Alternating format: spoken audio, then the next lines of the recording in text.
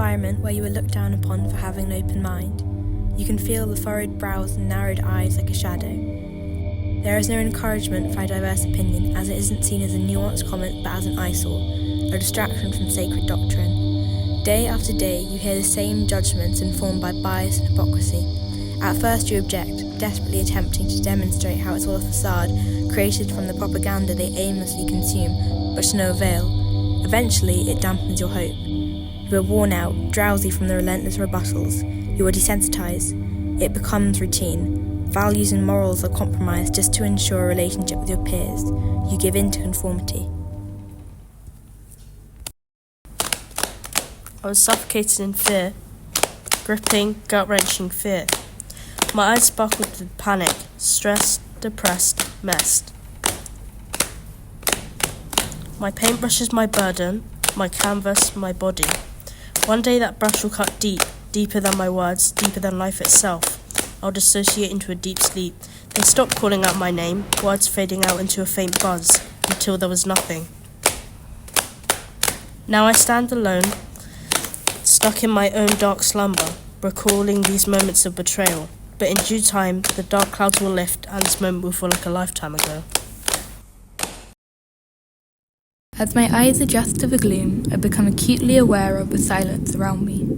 The sound of a boat and its crew's voices have long since faded away, and the emptiness is closing in. All I hear is the gentle whir of the suit and my fast breath. With a short kick, I propel my already sinking body further down. The deeper I go, the darker it becomes, and my fear intensifies as I am reminded of the pressure of the whole sea resting above me. I pull myself to a stop and wait, suspended in the vast blue emptiness, which fades into murk and darkness the further down I look. It feels as if I have left Earth and entered a world of my own. Everything around me is blank and quiet, rocking gently with the waves far above. This calmness is sharply punctuated by my flailing legs and the flurry of bubbles which escape from my cage of the helmet. I wait for a second, as still as I can, hoping to catch sight of any more life in this barren waste. Suddenly, as if listening to my thoughts, a flash of colour catches my eye. A swarm of fish speed past me, darting around with ease and confidence. Their vibrant scales catch glimpses of light from the surface above, and they glitter like gold. But, just as quickly as they have arrived, they dart away, and once more I am alone. It was the transition between winter and spring, a bit past the start of the year. I returned to school and something was different. The buildings, the teachers, my friends, they seemed different somehow. The people I hugged going into the holidays seemed not even to glance at me anymore as I passed them in the halls. Maybe it was the new year which had changed everything. New year, new me, people said. But I hadn't changed, had I? Maybe they'll feel better tomorrow and talk to me, but they didn't. Maybe next week, but they didn't. They could have tried to talk to me over the course of the year, but they didn't. The month turned into 2, the 2 into 3, and soon it was summer and I couldn't remember the life I had last year. Why didn't they talk to me, I asked myself over and over again. But I didn't realise the question I should have been asking. Why didn't I try to talk to them? Oh. I see a young boy, his lips are cracked and his hands are cold. His eyes weary, hopeless, and have a tinge of panic as he continues walking across a cold desert of spiky rocks, jutting out in every direction.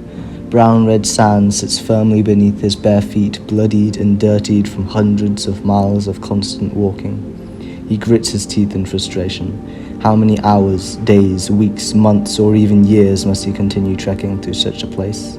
His only comfort is the gentle wind that sways the sand, that brings in his ears and makes his cheeks pale with the cold. All deserts come to an end, right?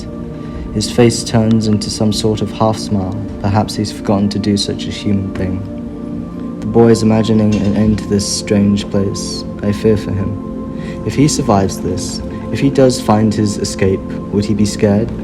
He has seen the same sand 100,000 times before, the same stone. If he sees something different, will he be terrified? The boy might find this wretched place as a comfort. I cannot imagine how one could adapt so drastically. The boy collapses next to one of the smooth stone rocks. When he hits the floor, sand whooshes into his weathered face and eyes. He clenches his dry fists in anger. There is no night or day in this land. Brown clouds stretch on for miles, covering the supposed blue sky, making everything tinged with a sickening sandy grey colour. I must grow wings, the boy thinks to himself. I must grow wings to escape this place. I must fly. He heaves and gasps for air as he crawls across the sand.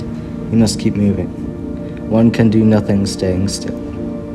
Dirty nails dig into rust-orange sand.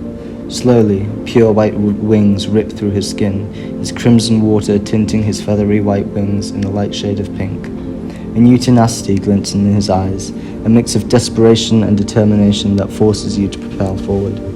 His wings flap harder as he lifts off the ground by a few inches. Higher and higher he goes as he glides through the sky.